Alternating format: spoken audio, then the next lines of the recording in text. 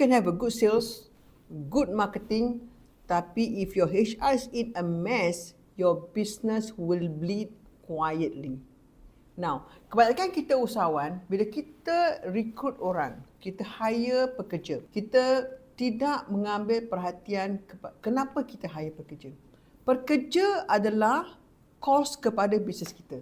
Seperti kos-kos yang lain, kos pekerja harus diuruskan juga. Apakah matlamat kita ambil pekerja?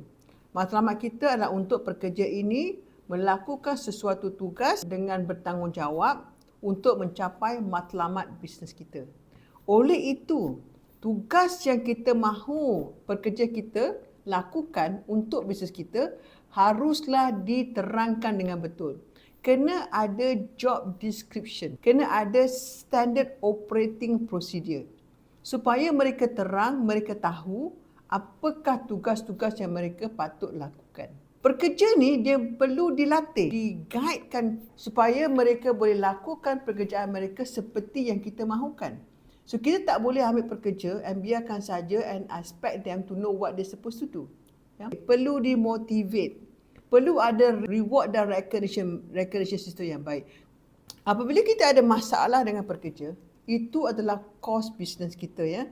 Kadang-kadang masalah itu boleh menyebabkan kita tidak comply kepada certain piawai-piawai yang kita kena lakukan dalam bisnes kita. Itu adalah risiko yang tinggi yang kita letakkan bisnes kita. Apakah kosnya kalau kita tidak uruskan kita punya pekerja dengan baik? Pertama, kita mungkin ada compliance risk. Kita akan ada pekerja yang melalui fasa-fasa moral yang sangat rendah. Apabila moral staff kita rendah, produktiviti akan jatuh. Apabila produktiviti jatuh, apakah berlaku? Dia akan beri kesan yang tidak baik kepada bisnes kita. Wasted payroll. Kita bayar gaji wasted. Tidak memberi manfaat kepada bisnes kita. Tidak membantu untuk memajukan bisnes kita. Itu wasted.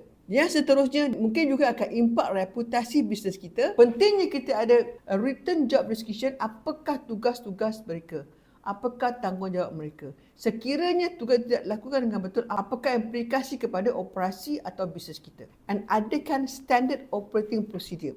Walaupun bisnes kita kecil, kita tak perlu buat SOP yang canggih-canggih. Kita buat SOP yang very simple. SOP adalah cara-cara untuk buat kerja. Pekerja kita boleh menjadi aset yang besar kepada bisnes kita dan boleh juga menjadi kos yang besar kepada bisnes kita. Bergantung kepada bagaimana kita uruskan kita punya human resource dalam bisnes kita.